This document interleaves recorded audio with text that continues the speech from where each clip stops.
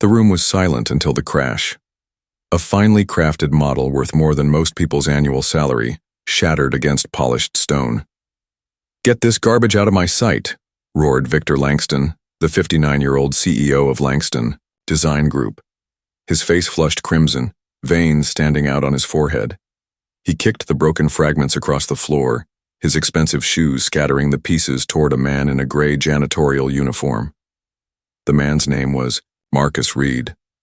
33 years old, black, overlooked, invisible. "Clean up the mess before the client arrives," Victor spat, his voice dripping with disdain. Around the grand marble lobby, 20 executives froze. Their eyes shifted not with pity, but with silent approval of their boss's cruelty. None of them bent down. None of them offered Marcus a hand. Marcus knelt without a word. His fingers, already calloused from years of rough work, pressed against jagged fragments. A sharp edge sliced into his skin. Drops of blood fell onto his gray sleeve, staining it dark. He did not flinch. Electricity at home was already cut, the final notice ignored by necessity. Without this job, his life would unravel. Even further, the glass doors at the entrance swung open. 4 engineers in tailored suits marched in, followed by Sheikh Khalid Al-Masri, one of the wealthiest developers in the Middle East. Victor's fury vanished instantly, replaced by a wide, false smile. He strode forward with both arms extended, as though welcoming royalty. "Sheikh Khalid, it is an honor. The team is fully prepared for your review." The Sheikh's gaze was cold. His sharp eyes swept across the broken model, the bleeding janitor on his knees, and the silent executives watching. He said nothing for a long, tense moment. Then, in clipped English, he asked, "Is this how you run a firm, Victor? With tantrums? With disrespect?" Victor's laugh rang hollow. "A minor frustration, Sheikh Khalid. That model was outdated. My team has already developed improved designs." But the Sheikh was unmoved. He raised a finger toward his engineers. "Your design is fatally flawed. The Dubai Tower project you pitched is dangerous. If constructed as is, it will collapse.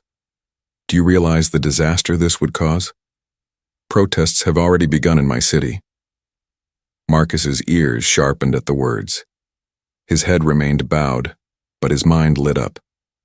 He had overheard pieces of this conversation before while emptying bins. Now the truth lay exposed. The foundations of the billion-dollar project were unsound. Victor tried to laugh again. "Surely, Sheikh Khalid, this is an exaggeration. Your team has failed." The Sheikh cut him off with thunderous force. "You have 30 days to correct the foundation. If you do not, my funding vanishes. I will find a firm that values lives over pride." Marcus's hand froze mid-sweep. From the corner of his eye, he spotted rolled-up blueprints under an assistant's arm. Even from his kneeling position, one detail screamed at him: the fatal flaw, the exact miscalculation that could doom the project. To him, it was obvious. To the men with degrees and titles, it was invisible. His fingers twitched with the instinct to fix it, but his role was to remain silent. An executive rushed past him with coffee in hand. His polished leather shoe stomped down onto Marcus's already injured fingers. The pain was blinding, shooting through his arm. Marcus hissed before he could stop himself. "Watch it." The executive spun, coffee sloshing, his face twisted with disgust. "Did you just speak to me?" The lobby froze again. Marcus knew the rule. Stay invisible. Don't talk back. But his words were already hanging in the air. The man sneered. "You think your sore fingers matter? While we're trying to rescue an $80 million project, you whine about pain? Know your place, janitor." The man tilted his cup and deliberately poured the rest onto the floor, the brown liquid spreading into the pool of Marcus's blood. "Now clean that up. You're replaceable." Laughter followed him as he walked away. Marcus rose slowly, towering over the man's retreating figure, his silence burning with rage. He wanted to speak, but swallowed it down. Across the lobby, one pair of eyes lingered on him. A young architect, Elena Ward, the only black woman in the firm. Their gaze met briefly. Hers carried apology. His carried fire. Marcus gripped his mop with his bleeding hand and forced himself back to work. As he scrubbed coffee and blood from the marble, he was already solving the foundation flaw in his mind, solving the same problem that left the so-called experts panicking. And as his thoughts raced, one promise burned inside him. The day would come when they discovered who he truly was. Marcus's key slipped reluctantly into the lock of his apartment door. The metal groaned as if even it shared the weight of his day. The lights did not flicker on when he pressed the switch. He hadn't expected them to. The power company had cut him off again. The silence of the dark room pressed down on him. He stepped carefully toward the window, guided only by faint beams of moonlight cutting through the blinds. Dust floated in silver threads as the glow revealed his world, bare walls plastered with sketches of towers, bridges, and domes. Every inch was covered with designs he had drawn from memory, concepts abandoned by firms, or ideas of his own he had never dared show anyone. Stacks of bills sat in accusing piles on the small table beneath them, stamped with red notices. Marcus removed his gray uniform, the sleeve stiff with dried blood, and dropped it onto a chair. His fingers throbbed where the glass had cut him earlier. The pain was sharp, but the thought of a hospital was laughable. His health insurance had expired months ago. The refrigerator's hum was gone, another casualty of disconnection. Inside sat half a carton of milk and a box of cereal. He poured the last splash into a chipped bowl, ignoring the sour taste. That would be dinner. He ate standing by the window, chewing slowly, staring at the only item in his apartment that had real value. On the desk rested a brass compass, worn smooth with age. It had belonged to his grandfather, a craftsman who believed tools held memory. Pawn shops had offered hundreds for it, but Marcus had always refused. Some things were worth more than money. When he finished eating, he rinsed the bowl in cold water and lit a candle. Then another. He opened the thick textbooks he had saved from his time at Howard University. He had been months away from a degree in architectural engineering when his mother's cancer diagnosis had rewritten his life. Tuition or treatment? He hadn't even considered it a choice. She came first. The flame flickered across formulas and diagrams, but Marcus didn't need to read. He traced the equations with his finger, reciting them in his head like a prayer. Numbers had always made sense to him, more sense than people ever did. They were constant. They were pure. They didn't care about the color of his skin or the title on his uniform. He pulled a sketchbook from the drawer and opened to a clean page. In precise strokes, he began recreating the Dubai Tower blueprint from memory. The curves of the base, the alignment of the load-bearing walls, the flaw leapt out instantly, glaring and dangerous.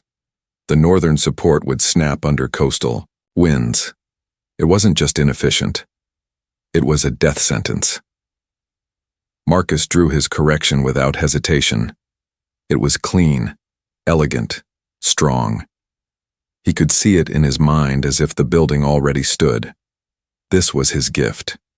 A gift the world had buried, under poverty and prejudice. A knock interrupted him. He stiffened.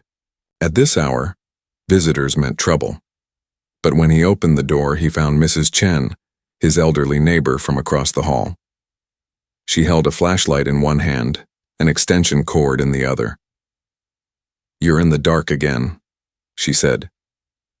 Not a question, just truth. "I'll be fine," Marcus muttered. She brushed past him anyway. "Nonsense. You lent me food when my husband lost his job. Tonight I lend you power."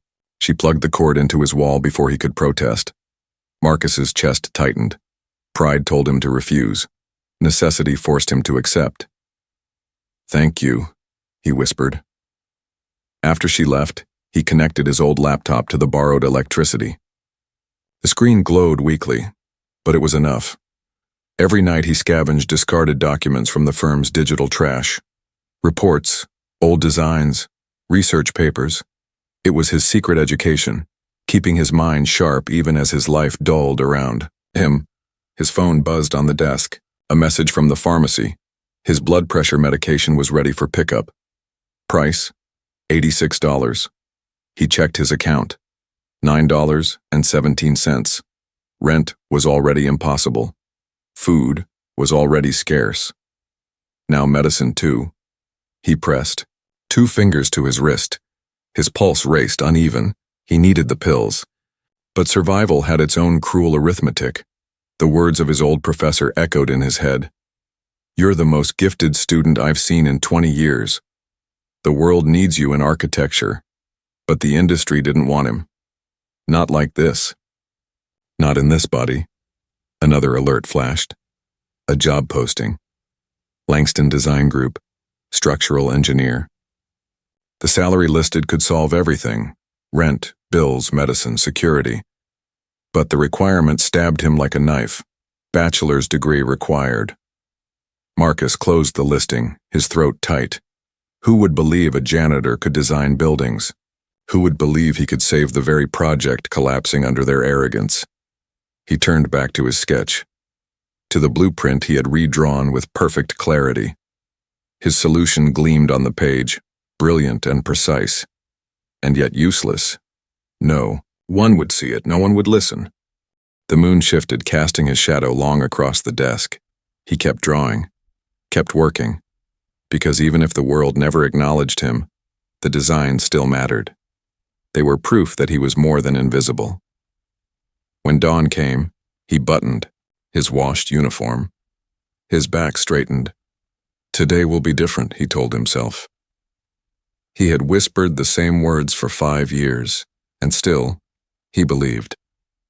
Marcus pushed his cart through the glass corridors of Langston Design Group on Monday. Morning. The air felt heavier than usual, charged with whispers and panic. Executives huddled in corners, their voices clipped, their brows furrowed. The Dubai Tower project hung over them like a storm cloud ready to burst. He slipped into the main conference room quietly, rolling his cart along the wall. Trash bins overflowed with coffee cups and scribbled papers. On the walls, blueprints stretched in desperate layers, pinned and taped in a frenzy of revisions. None of them solved the problem. At the front of the room stood Xavier Hale, the 35-year-old architect the firm treated like a golden boy. His Harvard degree gleamed in a frame outside his office. His suit was tailored to perfection, his hair slicked with calculated precision. He scrawled across the whiteboard, diagramming a modification to the support columns. "We reinforce the eastern columns and distribute weight load through the secondary beams," Xavier declared, his marker squeaking with certainty. Executives nodded quickly, clinging to any sign of progress. Marcus's eyes flicked over the diagram. His hand twitched involuntarily. The plan ignored the wind stress factor altogether. It was doomed before it began. The error screamed at him so obvious it hurt. Xavier's gaze sharpened. He had noticed the twitch. He turned toward Marcus, eyes narrowing. "Do you mind?" he snapped.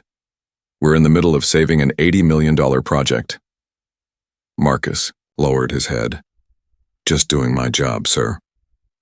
"Then do it somewhere else," Xavier said sharply, pointing to the door. His eyes dropped to Marcus's sleeve. "And clean yourself up. That uniform is filthy. Blood doesn't belong on company property." Marcus's cut had reopened that morning, a thin stain marking the gray fabric. He nodded. "My apologies." He wheeled his cart toward the exit, his chest tightening with every step. A voice stopped him. "Wait." It was Elena Ward, the young architect who had seen him in the lobby. At 29, she was the only black architect on the team, a woman constantly forced to prove herself in rooms that dismissed her before she spoke. "The West Wing trash hasn't been collected yet," she said, her tone calm but deliberate. Xavier's jaw tightened. "He can come back later. Some of us have real work to do." Marcus caught Elena's eyes for a second. Her words had been a lifeline, a small rebellion. But he didn't linger. He pushed his cart out, the sound of its wheels echoing down the hallway. Through the closing door, he heard her suggest the northern foundation might be worth examining. Exactly the flaw he had spotted. Xavier dismissed her instantly. Outside, the rain battered the tall windows, a relentless drumbeat that mirrored Marcus's pulse. His phone buzzed in his pocket. A text from his landlord. Final notice. Rent due Friday or eviction proceedings would begin. No exceptions. He slid the phone back, his head spinning with the pressure. Another vibration. This one from the utility company. Service disconnection scheduled for Wednesday. Water and electricity gone before the week ended. He gripped the cart, handle to steady himself. The fluorescent lights above pulsed, making the hallway blur. His heartbeat thundered in his ears, erratic and dangerous. He needed to sit. He needed his medicine. He needed relief. But another voice cut through the haze. Why? Is this cart blocking the hallway? Xavier again, this time accompanied by 2 clients in sleek suits. His irritation was sharp. Move it, now. Marcus straightened, pushing the dizziness down into his chest. Right away, sir. As he shifted the cart, Xavier muttered loudly, enough for the clients to hear. Can't even get decent maintenance staff anymore. Probably another diversity hire. The clients chuckled awkwardly, unwilling to challenge him. The laughter echoed inside Marcus like knives. His fingers whitened around the handle, but he kept his face blank. By noon, his stomach was a knot of hunger. He had skipped breakfast. He stood in the break room, staring at the refrigerator filled with staff lunches, the temptation gnawing at him. He had never stolen food before. But for the first time, the thought was there. Instead, he filled a cup with tap water and swallowed 2 aspirin, trying to quiet the pounding in his head. Outside the window, he saw construction machines roll into the lot near his apartment building. Yellow arms and steel jaws, a redevelopment project, a threat of demolition. His home's days were numbered, no matter what he did. Later, while scrubbing the executive bathrooms, Marcus overheard a voice through the cracked office door. Victor Langston's voice, smug and calculating. The buyout is almost done, Victor said into a speakerphone. Once we have the remaining units, demolition begins immediately. And the holdouts? Another voice asked. They'll fold when we cut utilities. Nobody lives without water. Marcus froze in place. His blood turned cold. Langston wasn't just his employer. He was the man orchestrating the destruction of his home. That afternoon, Marcus crossed paths with Elena again. She sat at her desk, alone. Frustration etched on her face as she redrew foundation plans again and again. He paused with the trash bin in his hand. Excuse me, Ms. Ward, he said softly. I noticed the bin was full. She looked up and offered a tired smile. Thank you, Marcus, he hesitated. The northern support structure, he began carefully. Her eyes widened slightly. What about it? It's... The doorway filled with Xavier. Elena, Langston wants the revised plans immediately. His gaze fell on Marcus. Maintenance staff shouldn't interrupt actual work, Elena mouthed, sorry, as Marcus nodded silently and pushed his cart away. Another chance slipped from his grasp. That evening, the building emptied. Marcus mopped the model room alone, the water reflecting his weary face. Through the glass wall, he saw Xavier presenting to Victor. Elena's modifications had been stolen, paraded as Xavier's own idea. Victor clapped him on the shoulder, praising his initiative. Elena's face crumbled in the shadows, robbed of recognition. Marcus's chest burned with recognition. He had seen this theft before. In the trash bin beside the model table, something caught his eye. A discarded prototype of the Dubai Tower, still intact enough to study. He glanced around. The halls were empty. With swift hands, he wrapped the model in cleaning rags and hid it in his cart. For the first time in years, hope flickered. Dangerous hope. On the bus ride home, rain hammering the roof, Marcus clutched the model to his chest. He counted silently. 2 days until the power company cut electricity, 4 days until eviction, 14 days until the sheikh pulled his funding. At his building, construction crews had already multiplied. A notice on the door announced water would be shut off tomorrow. Langston's tactics were accelerating. In the candlelit silence of his apartment, Marcus unwrapped the model. His fingers traced the flawed foundation.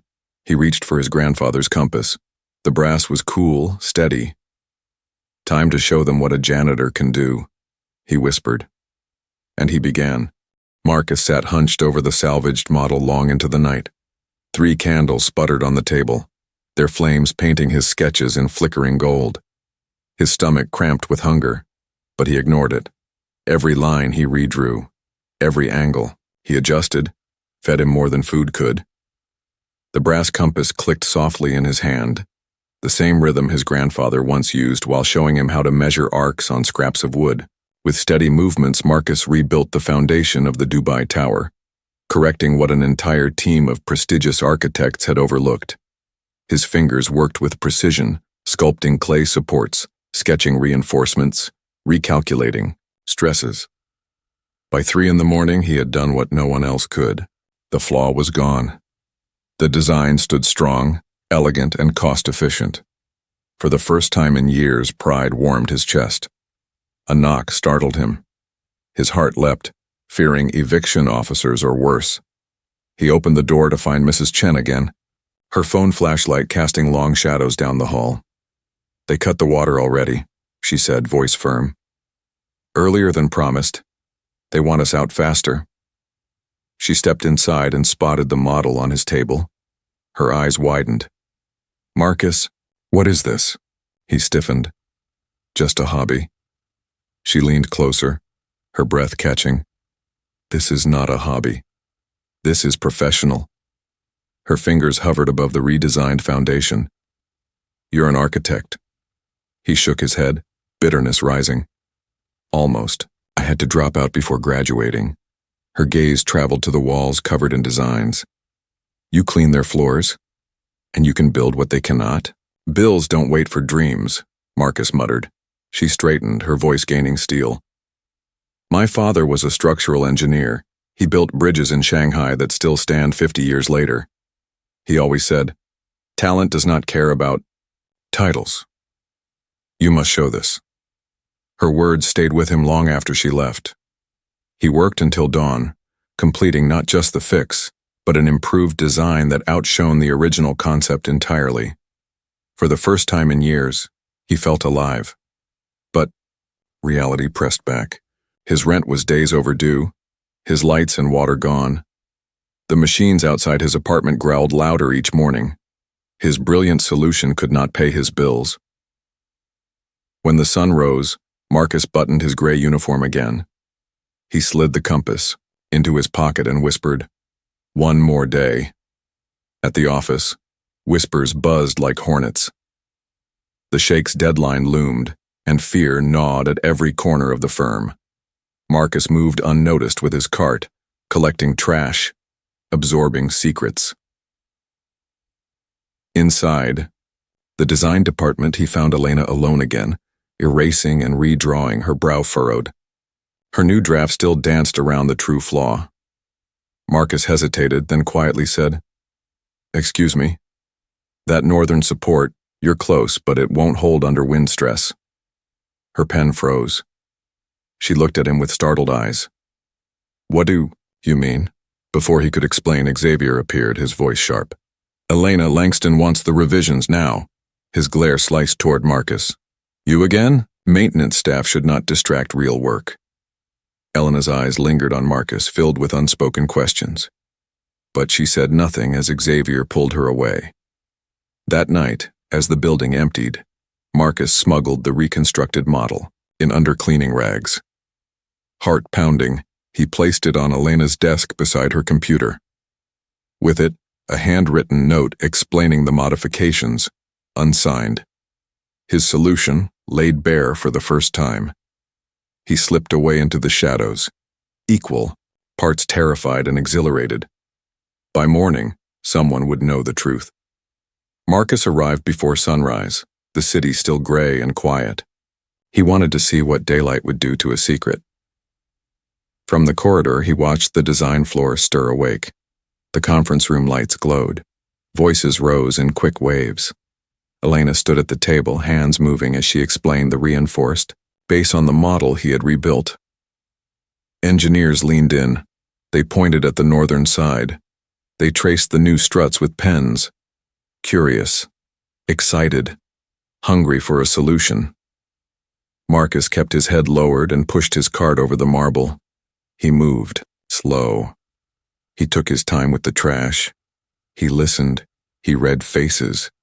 Elena's voice carried a charge he had never heard before, the kind that happens when truth finally finds air. The elevator doors opened with a chime. Xavier stepped out and cut across the room like a blade. He stopped when he saw the model on the table. His face went tight. He asked sharp questions that were really accusations. Who brought this in? Whose work is this? Who signed off? Elena held his gaze and went line by line through the fix. For a moment it seemed he might accept what he saw. Then his hand closed around the model. He lifted it and announced that he would personally evaluate this mysterious contribution. The room went quiet. He walked away with it like a prize he had hunted himself. Marcus felt the old burn rise in his chest. Not anger alone. A warning. By noon, Xavier's door was closed. Through the glass, Marcus spotted the model on the desk and a scatter of notes with equations. He returned during lunch with a rag and a bin liner, the perfect cover to slip inside. The equations matched his own. The annotations were in Xavier's neat, expensive handwriting. A draft email glowed on the monitor. After extensive analysis, I have identified the foundation solution. Marcus's hand tightened around the rag. A mug balanced near the keyboard tipped as his elbow brushed it. Coffee spilled in a brown rush across the keys. He grabbed napkins and wiped hard, heart pounding. The door swung open. Xavier stopped in the frame, eyes wide, then blazing. He stepped in fast. Do you have any idea what you've done? His voice carried down the hall. Heads turned. Marcus apologized and backed away, keeping his face blank. The storm broke as expected. Words like incompetent and disaster and critical work echoed off the glass. He took the blows with silence, then slipped out. In the corridor, Elena intercepted him. Her voice was a whisper. That model did not come from him. Who gave it to you? He opened his mouth, but Xavier called her back. The chance vanished, like breath on cold air.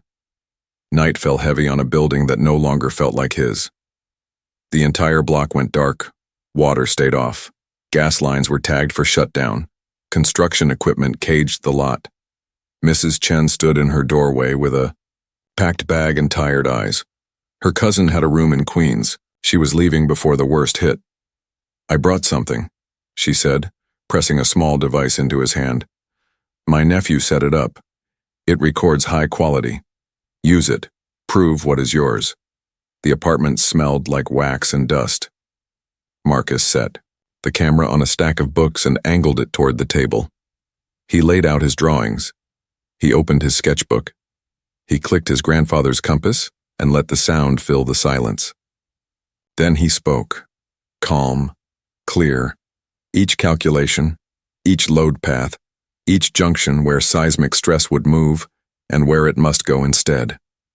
Hour by hour, he built the case as carefully as he had rebuilt the model. He showed the foundations. He showed the wind paths. He showed the math. The battery warning flashed red. He finished the final segment with a steady voice and signed his name on the last page. Marcus Reed, Architectural Design. He left the camera rolling long enough to capture the compass in his hand, a marker of origin, a marker of truth. Morning came with a rumor that tightened every throat at the firm. The sheikh had moved up his visit. He would be in the boardroom tomorrow. Then a second whisper chased the first. Flight delayed. He would be there today by mid-afternoon. Panic spread like fire. Victor stalked the floor, snapping at teams to finalize the seismic plan. Xavier wore the look of a man who had bet big and felt the number slipping. A senior engineer asked for the reinforcement math. Not the brochure lines. The math. Xavier promised he would deliver before lunch. He did not deliver. Victor cornered, him in a glass corridor no one else had the nerve to cross. If you embarrass me in front of the sheikh, your career ends here. The words were low and clean, the kind that land and stay. Marcus listened from the service alcove. The decision, formed while his heart raced in his chest, He could not wait for permission. He would not watch his work stolen again while the city risked danger, and his neighbors lost their homes. He found Elena at her desk between calls. "I can prove the model is mine," he said. "I have the seismic solution too." She studied his face. She saw the steadiness there. "What do you need?" "Access to the boardroom when the sheikh arrives," he said. "Not as maintenance." Her mind moved fast. "Catering is understaffed for the reception," she said. "They need extra hands. I can get you a uniform and a badge. You will be in the room." "Do it," he said. A message buzzed his phone. As he left her desk, the landlord. Demolition accelerated. Remaining units cleared by 5. The screen blurred for a moment, then sharpened again. He put the phone away. He had nothing left to lose. At 2, Elena met him in the staff lounge with a pressed white shirt, a temporary badge, and a simple black tie from a lost and found box. He changed in the maintenance closet, folding his gray uniform with care and setting it on a shelf beside spare bleach and paper towels. He slid the compass into his pocket and felt its weight. He looked at himself in the small mirror. The shirt fit. The tie sat straight. He looked like a man allowed past the glass. He looked like the person he had always been beneath the uniform. He stepped into the corridor as the security detail took positions by the elevator. Voices rose from the boardroom. Water glasses were being set. Models were being arranged. The click of polished shoes marked the approach of power. Marcus adjusted the badge and lifted a tray. The clock neared the hour. The doors would open. The sheikh would walk in. The room would decide what mattered. He moved toward that room with a steady breath and a choice already made. The boardroom gleamed under hidden lights. Floor-to-ceiling glass opened the city like a map. Marcus set water glasses with steady hands and listened to the rising quiet that comes before a test. The elevator chimed. Sheikh Khalid Al-Masri entered with 4 engineers and 2 financial advisors. Victor forced a confident smile and a firm handshake. He promised a complete solution. Xavier stood near the screen with a clicker in his hand and a sheen on his forehead that the air conditioning could not fix.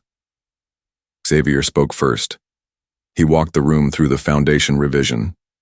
He pointed to the northern base. He used the right words. For 15 minutes the story held. Then the chief engineer asked for the seismic junction math. Not an overview. The nodes. The numbers at the points where the modified base meets the old frame. Xavier looked for a slide that did not exist. He tried to shift to cost savings. The engineer asked again. The sheikh checked his watch. The room tightened. The sheikh stood. His voice was calm and final. Fix this now, or the contract ends today. Marcus felt the weight of the compass in his pocket. He stepped forward with the tray still in his hand. His voice cut clean across the tension. You are missing the danger at the Northwest integration. The flaw is not the new base. It is the connection. Every head turned. Security moved. The sheikh raised a hand and told them to stop. Marcus set the tray down and reached for the blueprint. He drew a triangle with his finger between 3 junctions where lateral force would tear the structure during a strong event. He took out the compass and marked the angles. Add 3 reinforcement struts in a triangular array. Redirect the force into these paths and distribute it into the ground. Maximum stress falls by 43%. Material cost rises by about 1.2%.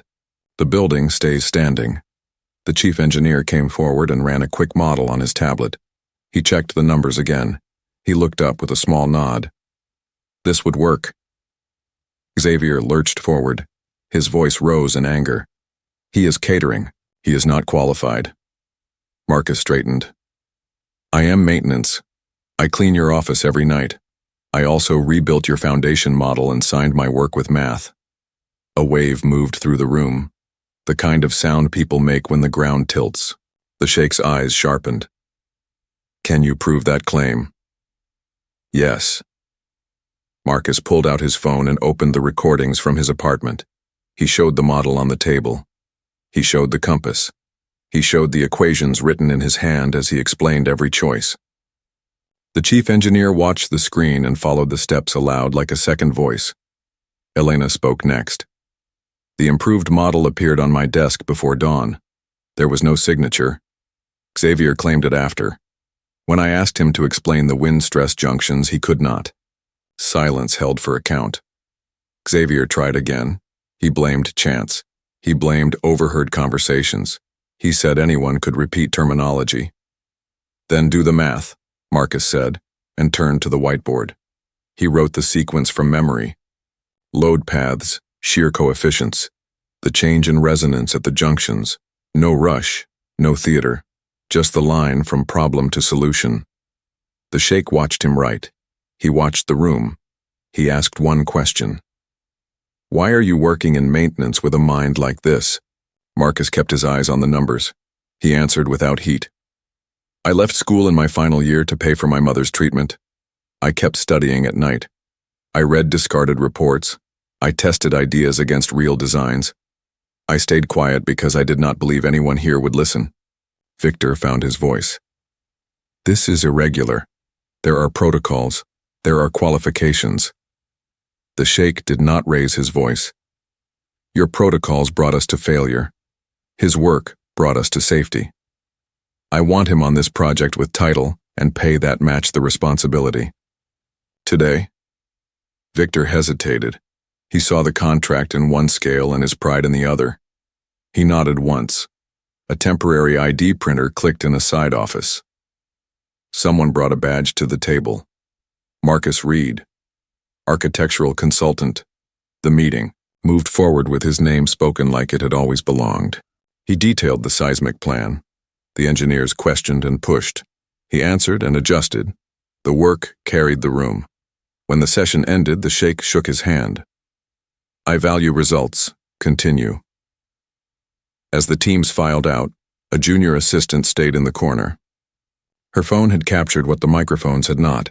By morning, the clip reached architects in 3 countries. Then it reached everyone else. The lobby changed the next day. Whispers ran ahead of Marcus, and then fell silent when he passed. He pressed the elevator button he had never used for himself. The doors opened like a new street.